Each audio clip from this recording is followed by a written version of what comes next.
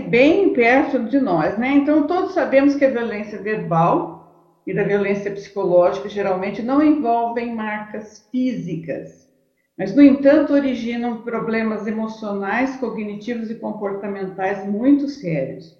Muito mesmo, porque muitos traumas, muitas vezes você carrega situações na sua vida para sempre e não consegue lidar com aquela violência que você sofreu. Este tipo de abuso caracteriza-se pela ausência ou inadequação de suporte afetivo e pelo não reconhecimento das necessidades emocionais do outro, de uma forma intencional e persistente. Os insultos verbais, a humilhação, a ridicularização, a desvalorização, a hostilização, a indiferença, a discriminação, as ameaças, a rejeição, a culpabilização, as críticas, o abandono temporário são apenas alguns exemplos da forma como o abuso emocional se manifesta. Até quando você não dá atenção para uma pessoa, sem falar absolutamente nada, pode ser uma agressão emocional, né? E ela, às vezes, é tão sutil que as pessoas ainda acham que estão sendo amadas, né? Que a pessoa está fazendo aquilo para o bem dela, né? Os abusos acontecem normalmente dentro de casa. E nós vamos falar um pouquinho mais desse abuso no casal, né? Que isso também origina muito depois para os filhos, né? Para o resto da família. Mas o abuso, ele pode acontecer em qualquer etapa da sua vida, né? Na sua criação, ou quando você vai trabalhar fora, é um chefe, ou é namorado, ou seja, né? Qualquer pessoa do seu relacionamento pode ser abusiva. Então, o agressor, ele sempre nega os atos, muitas vezes, ele não entende que ele está sendo abusivo, ele acha que ele só está sendo sincero, ou que ele acha que essa é a maneira de tratar a pessoa, ou para a pessoa não abusar, ou para a pessoa ficar mais forte na vida, né? Tem vários argumentos que as pessoas usam, né? Mas que não justificam o abuso emocional. Os abusos verbais, o agressor, ele culpa a vítima e consegue que esta se sinta culpada. Os abusos verbais deterioram gradualmente a autoestima da vítima. E quem são esses agressores, né? Normalmente são pessoas que, por incrível que pareça, né, eles são os inseguros, carentes, desconfiados, ciumentos, controladores, incapazes de assumir a culpa ou responsabilidade. Então, eles jogam toda essa carga emocional em cima do outro, porque eles não conseguem lidar com isso. Quem sofre situação por parte de um trem, geralmente sofre ou passa a sofrer de uma dependência emocional que revela ser o tipo de patologia emocional e de relacionamentos, relacionada com uma experiência comportamental patológica, alteradora do estado de humor. Geralmente leva a padrões disfuncionais repetitivos de insatisfação, insegurança, infelicidade e rejeição, de vergonha e culpa, baixa autoestima, isolamento, raiva, ressentimento e dependência. Olha quanta coisa ruim o abuso, a violência emocional causa na gente, né? Porque isso tudo vai ficando lá no inconsciente, muita coisa vai ficando no inconsciente, você nem tem mais a noção do que causou aquilo para você, você passa só a sentir esse tipo de sentimento, de emoção negativa, mas não sabe de onde começou, de onde surgiu isso. As formas de abuso emocional, e agora deve estar passando um filme na cabeça de algumas pessoas, e elas falam, olha, mas eu passei por isso, mas na época eu não achava que era isso, né?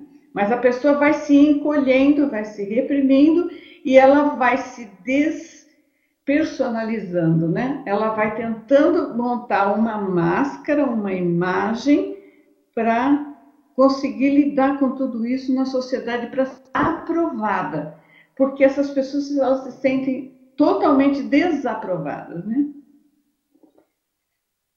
Formas de abuso emocional, colocar para baixo, né? Chamar de nomes, fazer pensar que está louca. Quantos não ouvem, né, que tem síndrome do pânico, que você tem chilique, você está de louca, não é nada disso, né? Você não quer fazer serviço, você não quer fazer as coisas e tal. Fazer jogos mentais e criticar tudo, né? Tem gente que critica tudo, só sabe criticar, fica em cima da outra pessoa fazendo isso.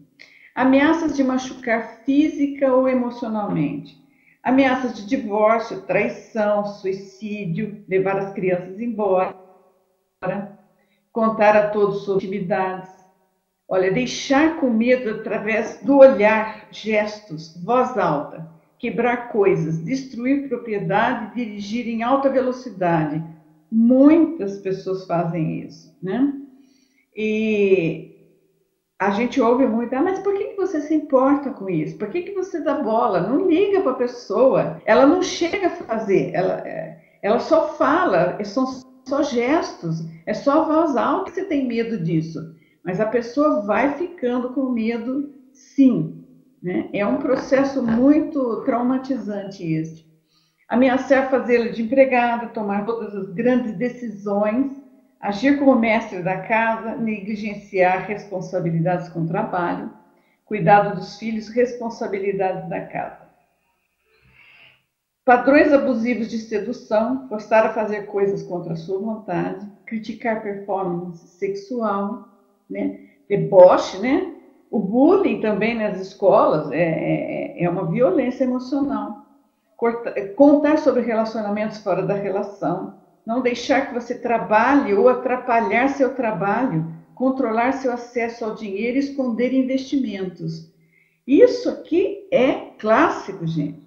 Nossa, tem muitos casais que vivem esse drama aqui.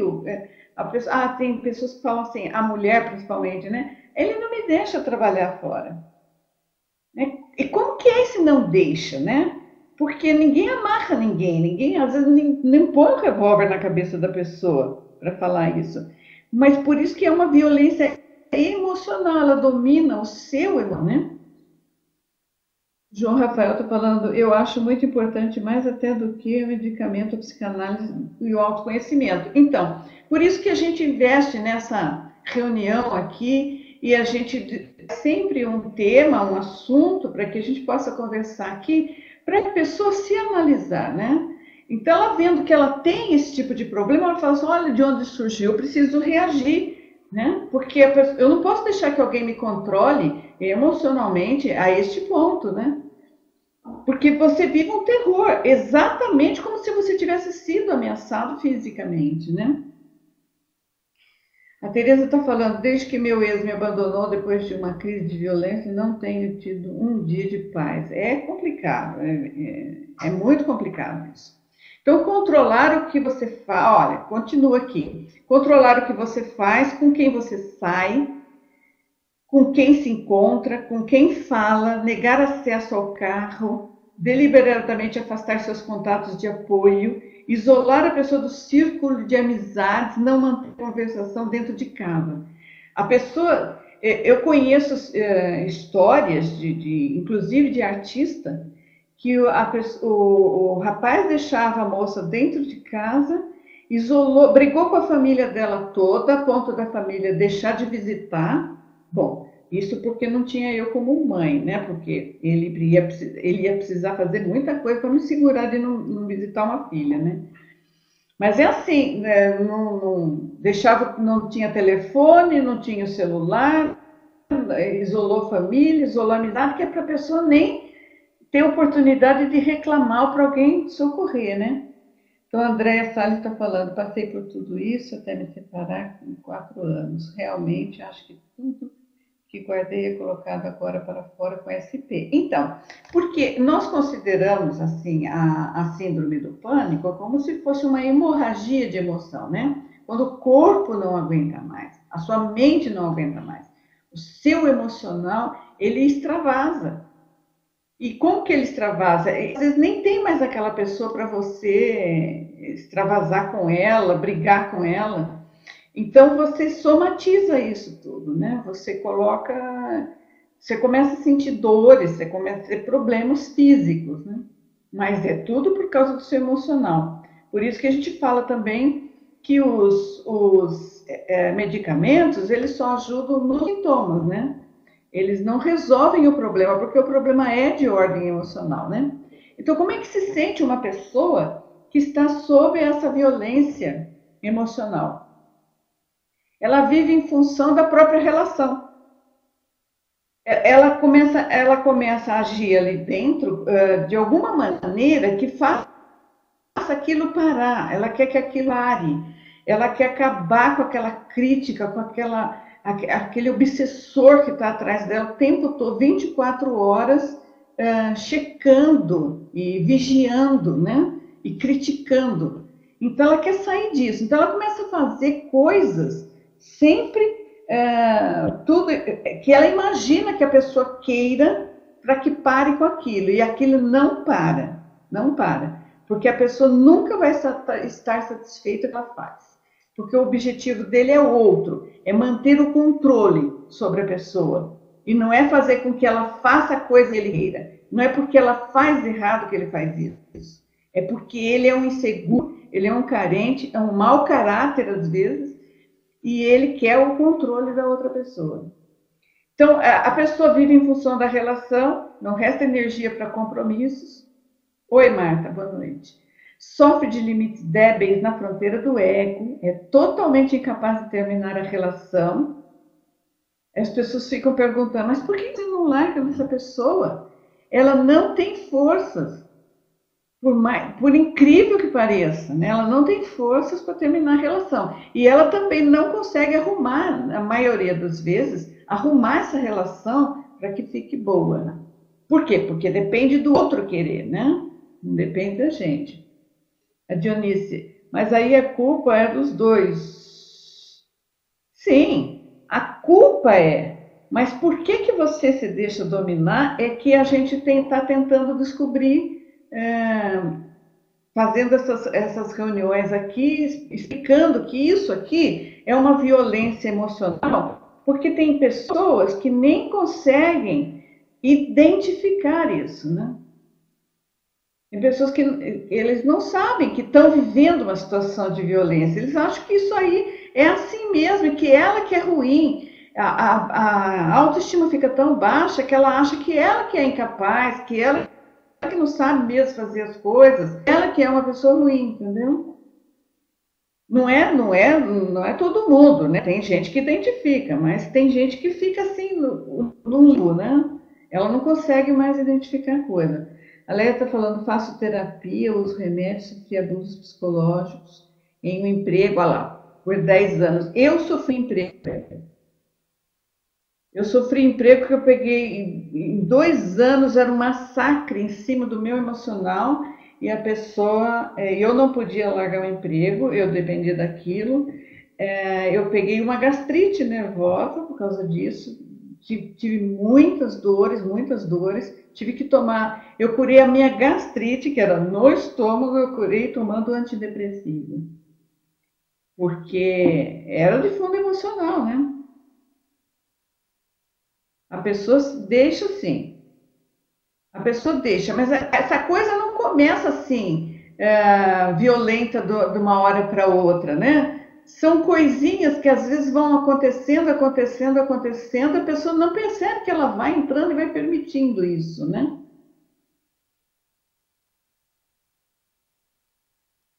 Eu não consegui ler. Ah, aqui, Eliene. Ideia é isso aí, assédio moral, como se trata de emprego. Então, isso mesmo, Eliane, é assédio moral. Na minha época não tinha nenhuma lei que eu pudesse acionar para, né? Eu fui falar com o gerente do e falei, olha, ele faz isso, e o gerente, graças a Deus, me entendeu e resolveu a situação, né? Vai saber Deus por que é que ele fazia aquilo, né? Mas ele me usava para ser melhor, para ser maior, para ser que o delírio, né? As pessoas às vezes deliram. É terrível, Eliane, é terrível, né? Eu acho que todos nós que temos ou tivemos síndrome do pânico, passamos por problemas ou é abuso físico mesmo, ou é abuso emocional, ou abuso, os dois, né? São os dois, e que a gente vai, ao longo do tempo, a gente vai acumulando tudo aquilo, não consegue mais lidar, você fica sem saber exatamente quem é você, do que você gosta, se você está certo, se você está errado. A sua autoestima não ajuda mais com que você dê a volta por cima, né? Passe por tudo isso e coloque a pessoa no lugar, ou se separe dessa pessoa, se for possível, porque às vezes quando o problema é com pai e mãe, né? Ou com o chefe, muitas vezes você não pode naquela hora, como você vai se livrar? Às vezes você é adolescente, você não ganha a vida, e o abuso é dos pais, é da família. Então é muito complicado, né? Então, Fadini está falando, crianças principalmente não têm maturidade para perceber essas agressões emocionais. Então, até por isso, eu nem falei muito, não vou falar muito aqui sobre criança, né? Porque não adianta eu ensinar para uma criança o que ela dá dica de como ela tem que fazer para se livrar disso, porque a criança não tem esse acesso, né? Andréia, parece a minha história está sendo contada. Me deixei ser dominada, achando tudo normal, ciúmes por amor. Quando fui ver, já estava nessa situação. É verdade, André. A pessoa começa, né, com ciúmes e você acha que é porque ela te ama que está acontecendo isso, então ela não quer, mas ela vai podando todos os seus relacionamentos para que você realmente não consiga julgar, porque senão uma amiga fala assim, nossa, mas o seu marido, o namorado, ou seja, o seu companheiro, ele é muito grosseiro, ele é muito mal educado, ele é mau caráter, ele está fazendo isso errado com você, mas você não tem oportunidade, porque essas pessoas vão isolando a vítima, né? Vão isolando a vítima das coisas, até da família, né? Até da família. E às vezes a família também entende errado e não entra porque não quer causar problema para a pessoa, né? Mas eu sou a favor de que a família entre, né? É que também nem sempre a família, às vezes a família é disfuncional, também não tem gente equilibrada lá, e entra de uma maneira que a coisa fica pior ainda, né? Bom, então, olha, e a pessoa, vou continuar aqui. Então, tem medo de tomar riscos saudáveis e resistência exacerbada à mudança, sente uma ameaça constante. Imagina que você, uma vez me definiram o síndrome do pânico assim, e é assim que se sente uma pessoa que é violentada emocionalmente. É como se você estivesse dentro de uma sala com um leão faminto, né? Só que o leão não está ali, né? É como se você tivesse sem o leão existir, né? É uma ameaça, é uma sombra, é uma coisa que você não pega, não é tangível, é muito por isso muito complicado, né? Sofre limitações na evolução e desenvolvimento individual. A sua verdadeira intimidade é percepcionada como uma ameaça, sente-se exposto e vulnerável. Existe uma obrigação de entrar em jogos psicológicos, vítima, salvador, perseguidor e tal. Falta de espontaneidade na troca de afetos. Depende do outro para se sentir completo, seguro e equilibrado. Olha aí a armadilha, né, que se forma com a pessoa. A pessoa começa a achar que sem o outro ainda não vive, não tem sobrevivência, depende financeiramente muitas vezes e tal. Procura milagres externos para resolver problemas na relação.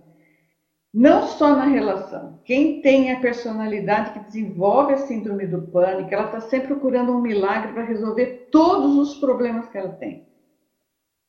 Só quando a gente começa a encarar a realidade da vida e saber que a gente tem que agir, errando ou não, acertando ou não, aí a gente começa a resolver problemas e a gente começa a se livrar de pressões emocionais que a gente passa a ter, porque a gente não resolve, as coisas vão se acumulando, né? Desenvolve expectativas irreais que levam a fazer tudo para as conseguir, incluindo a humilhação. Depende do outro quanto à própria autoafirmação e vigor. Ela depende do elogio do outro, da aprovação do outro para se sentir alguém. Sente constantemente sentimentos de abandono, solidão, extrema insegurança na relação. Vivencia muitas vezes situações de ansiedade, depressão, excitação, culpa e baixa autoestima. Existem constantes comportamentos manipuladores, controles, de forma a manter a desigualdade. Quer dizer, a pessoa é uma manipuladora, né? E às vezes não é só uma, né? A pessoa acaba sofrendo, ela parece que até atrai, né? Ela vai se comportando de uma maneira que ela começa a sofrer o abuso emocional da família, dos parentes, da pessoa, do companheiro, da companheira, seja o que for, porque tem companheiro também. Normalmente é homem que faz isso, né? A maioria é do sexo masculino, mas tem muita mulher que também faz, principalmente mãe, né? O Gasparetto que fala muito, né? Eu estou falando dela, que ele não tem mãe muito bom conceito, não. A Edilene está falando, puxa, minha irmã passa por tudo isso, mas graças a Deus não tem nada enquanto isso. Eu nem sei porque tem ansiedade. Então, mas a pessoa que passa por tudo isso e não desenvolve a síndrome do pânico é porque ela não tem a predisposição para a síndrome do pânico. Mas ela poderá desenvolver alguma outra coisa, né? Ela vai somatizar de outra maneira. Então, sintomas que podem estar relacionados à dor emocional reprimida, porque a gente vai reprimindo essa dor também, né? Tem famílias que você não pode externar que você está passando por toda essa situação. Então, são físicos, úlcera, hipertensão, alergia, asma, estresse, gastrite, labirintite, dores musculares, né? São queixas variadas, né? Ou psíquico, né? Que é irritabilidade, ansiedade, agressividade, nervosismo e síndrome do pânico, os transtornos de ansiedade todos, né? Sociais, queda do desempenho no trabalho, tendência ao isolamento, apatia, conflitos domésticos, dentre outros, né? Quer dizer, com toda a sua vida, né? Parente que acha que eu tenho frescura e eu tento. Olha, não explica mais, não, sabe? Não explica. Eu até aceito que as pessoas não consigam entender o que é a síndrome do pânico, porque a gente sempre fala aqui, porque você não baba, não sangra, não revira os olhos. Então, eles não vão achar que tem nada. É uma coisa tão interna que não tem aparência nenhuma, né?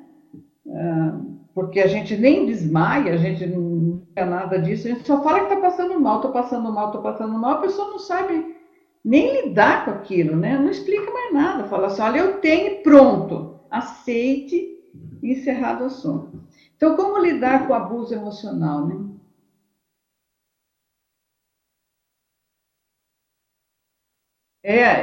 Cláudia, isso daí é uma frase bem comum, viu? Precisa de homem, principalmente quando é mulher, né? Precisa de homem, precisa ou de uma pia, né, cheia de louça. Então, a própria família acha que é frescura, né? Agora, pensa você, se coloca no lugar, por exemplo, de uma mãe, né? Se uma filha começa a não produzir, começa a não querer ir trabalhar, começa a ter problemas para estudar, gente, precisa pelo menos dar uma olhada nisso, né? Você não pode ir considerando frescura, sim, porque o normal das pessoas não é esse. O normal de uma adolescente, ou de uma pessoa de 30 anos, é querer viver, é querer sair, é querer se relacionar, é querer ter um trabalho, é querer progredir na vida. Como que a pessoa começa a ficar dentro de casa, a não ter amigos, a isso, isso pode ser normal? Pode ser frescura um negócio desse? Eu acho absurdo. Uma pessoa nem falar, olha, vamos ao médico então, né? Eu quero saber se isso daí é frescura, se não é, vamos ao médico, né? Então, o abuso emocional acontece de muitas formas, né? Às vezes são anos de um namorado, marido, esposa, ou os pais botando você para baixo, né? Ou então um caso romântico que toma um rumo perigoso. O abuso pode ser praticado por um professor dominador, ou no trabalho por um chefe autoritário. Seja qual for o abuso que você sofreu, você pode começar a superar hoje os efeitos disso. Tomar consciência de que você está sendo abusado já é um grande passo para que você comece a pensar diferente a respeito do seu comportamento, né? Então não é você que é ruim, as pessoas estão manipulando, as pessoas estão obsediando você emocionalmente, né? Então o primeiro passo aqui é perceba que você não pode mudar o seu parceiro. Você não pode mudar o outro, você não vai mudar o chefe, você não vai mudar a família, você não vai mudar ninguém. Porque a gente nunca consegue mudar o outro a menos que ele queira. Você vai mudar só a sua reação a essa pessoa ou a essas pessoas. Você pode tentar mostrar ao seu parceiro quão danosos são esses comportamentos e como eles estão afetando você. E torcer para que ele ou ela concorde que você está sendo prejudicado. Tudo que você pode fazer é torcer, porque você vai entrar nesse diálogo com essa pessoa e às vezes uma reação exatamente ao contrário, né? Você pode torcer que o seu parceiro então tome uma decisão de mudar. Porém, no final das contas, você não pode forçar a mudança. Perceba que os abusos do seu parceiro estão enraizados em várias camadas das emoções e perspectivas dele, né? Ele age daquela maneira porque ele tem as crenças dele, ele tem a maneira dele ver a vida. Tentar mudá-las através de discussões de persuasão é visto por ele ou ela como uma negação e desvalorização das suas experiências e realidade. Ele vai sentir um instinto imediato de proteger seus próprios padrões de pensamento e afastar a sua lógica dele. Então, ele não vai aceitar que você diga que ele está errado, né? Porque uma das coisas que eu falei lá na frente é que ele faz a vítima entender e aceitar que está errada, né? Lembre-se que você não pode argumentar logicamente com uma pessoa que está agindo irracionalmente. Lembre-se também que o comportamento abusivo é apenas uma manifestação de padrões de pensamentos abusivos. A única coisa que pode mudar dos padrões de pensamento de uma pessoa é a introdução de um conjunto diferente de pensamentos, criado por um conjunto impactante de novas experiências saudáveis. Então, se a pessoa for fazer uma terapia, ou se a pessoa tiver contato com alguém que o influencie positivamente, aí ele pode mudar. Posteriormente, o seu parceiro vai reconhecer os padrões antigos e, de bom grado, decidir acabar com o comportamento indesejado por conta própria. Mas isso daí, nós precisamos, como disse no começo, torcer. Então, você tem que mudar você porque você não consegue mudar o outro. A sua energia é mais eficaz quando você muda a si mesmo. Porém, tome cuidado para não mudar a si mesmo, para evitar conflitos, principalmente com o seu parceiro. Essa é uma grande armadilha que a gente cai quando a gente tem violência emocional no casal dentro de casa. A gente começa a mudar exatamente para evitar conflito, né? E quando a gente deveria tomar posse da nossa própria vida e viver do jeito que a gente quer e gosta, independente do outro criticar ou gostar. Não, a gente começa a fazer o contrário, a gente começa a mudar para atingir a aprovação da pessoa. E você vai entrando cada vez mais, né? Mudar a si mesmo deve ser feito com uma mentalidade objetiva, não como algo defensivo ou ofensivo. Trace um objetivo para si mesmo, baseado em alguma verdade ou realidade comprovada pelo tempo. Não escolha um objetivo só para acalmar uma questão circunstancial gerada pelo seu parceiro. Depois de um tempo, seu cônjuge irá responder a isso e começar a mudar se ele se sentir compelido a seguir o bom exemplo. A mudança leva tempo e você tem que ser paciente, porém, ano após ano, você começará a ver alguma diferença. Então, a sugestão é: você mude a você mesmo e a pessoa poderá mudar em reação à sua mudança. Porque quando você não admite mais o abuso, quando você não aceita mais, tem uma frase da minha cunhada que diz o seguinte: me devolve a bola que eu não vou brincar mais disso com você. Então, quando você bota um basta nessa situação, e de verdade, né? Porque também a gente passa longos, né, períodos colocando basta e voltando atrás, colocando basta e voltando atrás. Terceiro, estabeleça novas condições razoáveis para o relacionamento com consequências claras e de forma consistente. Decida, de preferência, junto com a outra pessoa, mas se não for possível, decida por si mesmo, que você vai aprender uma maneira de estar nesse relacionamento. O abuso, na maioria das vezes, existe porque as fraquezas emocionais do abusador exigem o controle e o tormento do outro, que é você, a vítima, para oferecer um sentimento de segurança emocional e realização. Então, como a Dionísia, me parece que foi a Dionísia que me falou, não existe o abusador sem a pessoa abusada, né? Tem que ter a contrapartida, porque se um não aceita esse jogo, quer dizer, aceita não seria uma palavra muito legal, né? Mas vamos dizer, se não existe um lado, não existe o outro também, né? Então, o abuso realmente começa por causa da insegurança ou problemas de confiança do abusador. Isto é o mais frequentemente ativado pela incapacidade ou falha da vítima de reconhecer o comportamento abusivo ou incapacidade da vítima, como no caso de uma criança, suportar o abuso emocional de um dos pais. Mas a pessoa está numa armadilha ali porque não pode ser independente, né? Ela tem restrições para ter independência. E às vezes o relacionamento dos pais é tão doentio que o pai abusa e o outro não defende, não vê aquilo, não vê que aquele abuso está acontecendo. Às vezes o outro também tem medo, né? Em relacionamentos adultos, nenhum dos parceiros compreende uma maneira saudável de lidar com o abuso e respeitar um ao outro ou a si mesmo.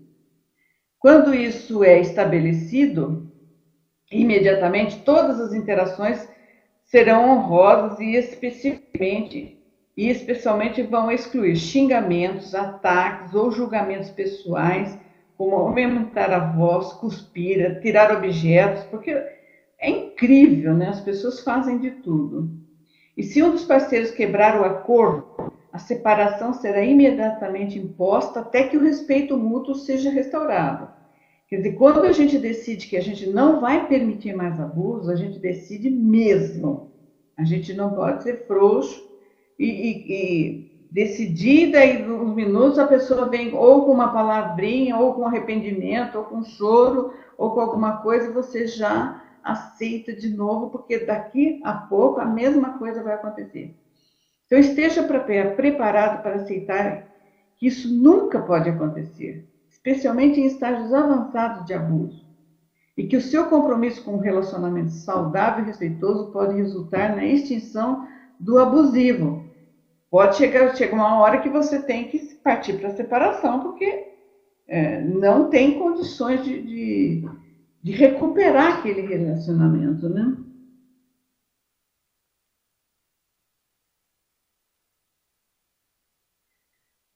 Bom, eu não estou lendo aqui, mas a Lucília está respondendo aí, né?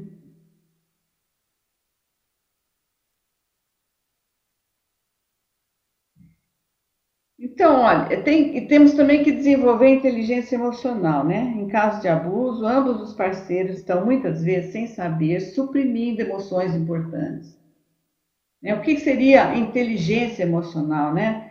Você agir certo na hora certa, né? Com a quantidade certa de emoção, porque nós somos seres emocionais, nós usamos a emoção constantemente, mas a gente não pode lidar com o desequilíbrio, né? Nem 8 nem 80. Então, sofredores de abuso sentem-se muitas vezes desconfortáveis ao expressar raiva autêntica e compreensível que é necessária para estabelecer limites. Abusadores estão frequentemente expressando o medo e não a raiva ao abusarem. Mas isso a gente não sabe. A gente acha que eles têm raiva, que eles são dominadores e tudo, mas no fundo, eles também têm medo. Medo de perder, medo de, né, de ser passado para trás, uma série de outras coisas. É a resposta lutar ou correr que está se manifestando. E para acabar com o abuso, ambos os parceiros devem estar dispostos a aprender novas maneiras de sentir e expressar suas verdadeiras emoções, para acabarem com o padrão de culpa, vergonha e punição. Expresse seus sentimentos mais profundos e mais fortes apenas de forma que receberão o máximo de respeito e apoio, como um diário, um blog, um grupo de amigos muito próximos ou familiares de confiança, um psicólogo profissional e respeitoso, qualquer coisa desse tipo, porque muitas vezes você precisa externar essas emoções para que você consiga se analisar e colocar a coisa na proporção certa, né? Compreenda a dinâmica do relacionamento. Alguns relacionamentos são baseados apenas na atração física, alguns em repetidos do passado aprendidos com os pais, alguns não são da nossa escolha, como no caso dos pais, né? Se você está trabalhando a questão da sua infância no seu parceiro ou simplesmente repetindo comportamentos aprendidos, é importante entender que não são muitos os relacionamentos formados no reino do intelecto e emoção. Alguns permanecem ainda em um mundo perfeito e de relações serem nosso maior campo de aprendizado. Talvez a pessoa com quem estamos tem muito a nos ensinar e muitas vezes desencadeiam as respostas emocionais mais extremas. Isso aí, psicologicamente, tem várias explicações, né? Por que certas pessoas desencadeiam em nós certas emoções tão fortes, né? Como a raiva, como ciúme, como uma série de coisas. O que essa pessoa tem que puxa lá do nosso inconsciente alguma coisa que a gente não está trabalhada, com a qual a gente não sabe lidar, né? Se você acha que é seguro ficar e aprender com o seu parceiro, então dê uma boa olhada nas dinâmicas que tem algo a ensinar para você. Se você não se sente seguro o suficiente para ficar e precisa acabar com isso, então reflita sobre o que você pode aprender sobre os padrões de relacionamento que estavam acontecendo. A aprendizagem pode ser de valorizar a si mesmo, desenrolando traumas antigos ou expressando emoções de forma saudável. Porque, gente, o amor, né, que deveria ser, os relacionamentos deveriam ser baseados no amor, no respeito, na amizade, essas coisas, e nem sempre são. O amor, a amizade, o respeito, eles não podem doer, né? Não podem fazer você sofrer. Então, se está fazendo você sofrer, alguma coisa está errada, né? Então, e sétimo, pense em sua segurança. É fácil pensar que o parceiro é responsável por sua segurança, dependendo do seu comportamento, mas isso não é verdade. Você é o único que pode dar segurança para si mesmo. Você faz isso quando toma decisões. Você tem um sistema de navegação inata dentro de si mesmo que lhe permite tomar decisões que sejam boas para você e que vão mantê-lo seguro e feliz. A gente coloca sempre a nossa segurança nas mãos dos outros, a nossa felicidade na mão dos outros, e depois a coisa não dá certo e você começa a reagir a isso, né? Quando você aprender a prestar atenção em seus instintos, você vai saber que as escolhas são uma afirmação da vida e que vão lhe trazer energia ou criar o caos, né? Aí é uma coisa ou outra, né? E, né, finalmente, saiba quando dizer adeus. Às vezes os relacionamentos são simplesmente errados, não podem ser salvos. Para o seu bem e para a sua saúde mental, tente reconhecer o mais cedo possível se vale a pena trabalhar esse relacionamento. A razão pela qual namoramos antes do casamento é descobrir se somos ou não compatíveis. Nós frustramos esse processo quando nos recusamos a ver que ser maltratado por outro adulto é inaceitável. E também tratar mal os outros também é inaceitável, né? Se você é infeliz em seu relacionamento e tem sido por mais da metade do tempo que estão juntos, saia. Não tem, muitas vezes não tem outra maneira. Então tem umas dicasinhas aqui, porque nisso tudo a gente acaba reprimindo demais os nossos sentimentos, as nossas emoções, e a gente começa a somatizar tudo isso em transtornos de ansiedade, como a síndrome do pânico, por exemplo. Então, primeiro, aceite que algo lhe incomoda, sem medo de expor seus sentimentos, assim você não intensifica a dor remoendo mágoa dos outros. Detecte o que de fato lhe faz mal para não sair atirando para todos os lados. Acontece um comportamento também bem comum de termos raiva de uma pessoa e descontarmos em outra, né? Não crie expectativas em relação ao outro para não se decepcionar depois. Só você pode curar sua dor, não adianta achar que o outro vai te livrar do sofrimento. Busque em você e na sua vida todos os recursos que podem te ajudar a superar esta dor. Amigos, praticar esporte, terapia, entre outros. Se pergunte quais destas possibilidades fariam mais efeito na hora de trabalhar a dor que está te maltratando e corra atrás dela. Nem sempre o que lhe indicam é o melhor para você. E às vezes uma conversa franca é mais útil do que uma consulta. Por isso, sugerimos que a pessoa procure a terapia, que ela se sinta mais confortável. Tem gente que só de desabafar, encontra um amigo, conta uma história, às vezes o outro nem dá conselhos nem nada, ela saia dali sem a solução, mas ela sai aliviada e ela vai buscar as próprias soluções, né? Porque ajudar também é uma coisa bastante complicada. Eu estava conversando no grupo essa semana. Muitas vezes o que você pensa que é bom para o outro não é. Então a gente precisa também saber ouvir, né? Trabalhe a sua autoestima. Pessoas te maltratam se você deixa que isso aconteça. Olha, Dionísio falou isso, né? E você quem escolhe as relações que quer estabelecer com as pessoas. Por isso, em vez de culpar o outro pelo seu sofrimento, olhe para si mesmo e se ajude. Perdoe. Né? E perdoar aqui, a gente não está falando daquele perdão divino. Perdoar é entender que o outro tem limite, né? O outro também tem problemas, o outro também tem traumas. Às vezes ele não sabe agir de maneira diferente. Ele precisaria também de uma mudança, também de terapia, mas às vezes não está disposto a enfrentar tudo isso, né? A psicóloga lembra que perdoar não é esquecer o que te fez mal, e sim superar e se libertar daquele sentimento ruim. Só nos curamos quando viramos a página, e para isso é preciso disposição e paciência. Não dá para achar que superou só porque você quer se sentir assim.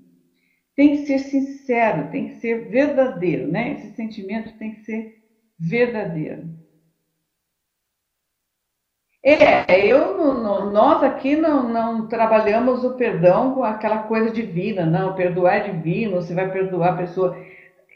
A gente sugere que a pessoa perdoe porque deixa no passado, porque ninguém corrige passado. O passado vai servir de experiência, né, e vai servir para você se analisar. Mas você tem que entender que o outro também agiu daquela maneira porque ele tinha os limites dele. Então deixa lá. Se conseguir recuperar o relacionamento, ótimo. Se não conseguir, então abandona mesmo de vez lá e tenta esquecer para ser feliz. Porque, por exemplo, como a Lucila falou numa outra reunião aí, abuso sexual, essas coisas assim, como que você vai perdoar, né? Você tem que achar um espaço dentro de você que você coloca isso daí sem aquilo ficar te martirizando e voltando, né? De vez em quando aquela coisa volta. Então não pode acontecer isso. Tem que colocar mesmo um fim, né, naquele sofrimento. Então é mais ou menos isso que eu tinha para falar para vocês hoje, para